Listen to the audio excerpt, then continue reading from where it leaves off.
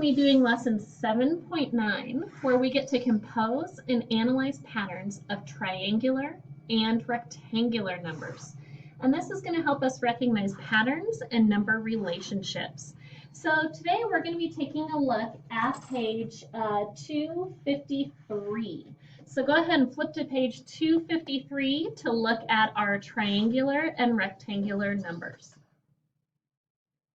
Okay, on page 253, yes, we know we are skipping page 252. We're not going to be doing that one today. We're just going to look at these patterns on this page of 253.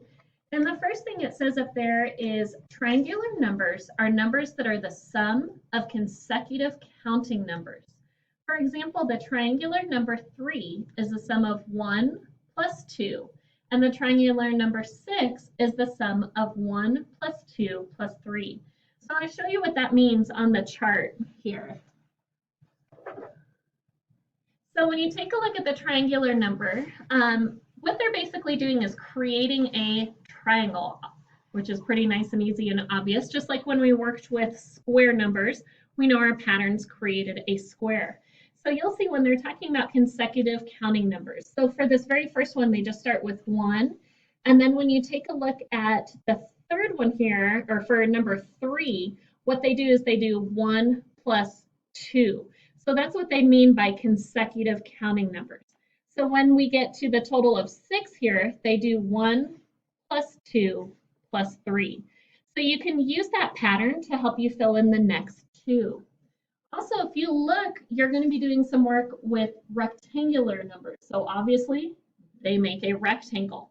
So you can kind of look and start to see the connection to build up to do your rectangular numbers. So you'll notice that they finished drawing in the pattern, but your job is to label the number above it in these boxes for these missing ones right here as well. When you get down to our problem down here for B, it's going to be asking you, so it's going to be wanting the patterns that you notice.